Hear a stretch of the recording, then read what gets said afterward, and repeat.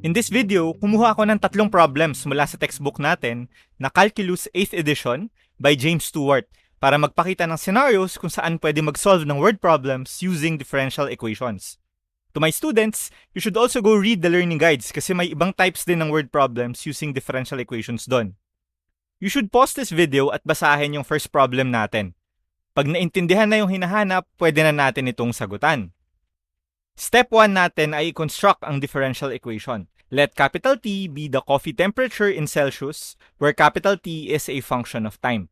Let small t be the time in minutes. And let capital R be the room temperature, which is 20 degrees Celsius.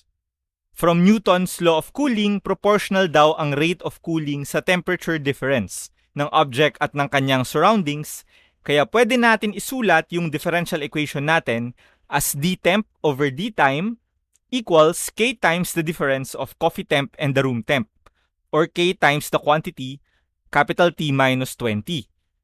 Step 2 natin ay hanapin yung value ni k.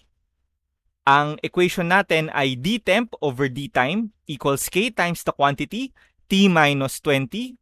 At 70 degrees, ang rate ay negative 1 degree Celsius per minute.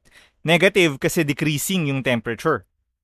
Substituting, we have negative 1 equals k times 70 minus 20, or k equals negative 1 over 50.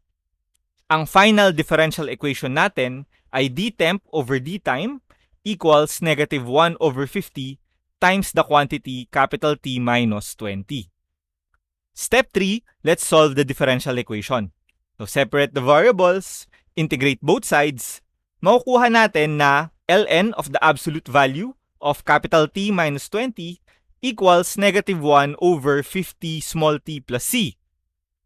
Taking the exponential of both sides, we have the absolute value of capital T minus 20 equals e raised to the quantity negative small t over 50 plus c. Isulat natin si e to the c as a factor at i-rewrite si e to the c as a constant k sub 1. Dropping the absolute values at i-combine yung plus minus sa k1 para maging k na lang, we have t minus 20 equals k times e to the negative t over 50. Solving for k using the information that at time equals 0, the temperature is 95 degrees Celsius, we get k equals 75. So we have our particular solution to the differential equation. Capital T of time equals 75 times e raised to negative small t over 50 plus 20. This is our final answer. For this next problem, pause this video again at basahin. To recap, constant na $10 billion ang nasa circulation at yung mga bangko kaya nilang palitan up to 50 million of the old currency bawat araw. Step 1, i-construct natin yung differential equation. Gamitin na 1 million ang unit sa pagbilang natin sa currency. So parang 1 billion is 10,000 units. Let C of t denote the amount of new currency in circulation at time t. So at t equals 0, C equals 0. 10,000 minus C, yung amount of old currency at a particular time t. Yung existing minus yung new. 10,000 minus C, all over 10,000 naman yung fraction of old currency in circulation compared against the total. And this fraction times 50 is the amount of old currency na pinapalitan ng banks per day. And more importantly, ito din yung amount of new currency per day. Kung malabo, you might want to go over that part again.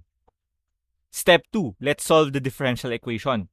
So dc over dt equals 10,000 minus c all over 10,000 times 50 equals 0.005 times 10,000 minus c. Separate the variables and integrate. We get the negative ln of the absolute value of 10,000 minus c equals 0.005t plus a constant k1. Let's take the exponential of both sides. We have the absolute value of 10,000 minus c equals e raised to negative 0.005t plus K2, where K2 equals negative K1. Let's drop the absolute values para 10,000 minus C equals K times E to the negative 0.05T. Si K ay yung plus minus E raised to K2. Let's solve for K. Kasi at T equals 0, C equals 0. So K is equal to 10,000. Yung particular solution natin ay naging 10,000 minus C equals 10,000 times E raised to negative 0.005T.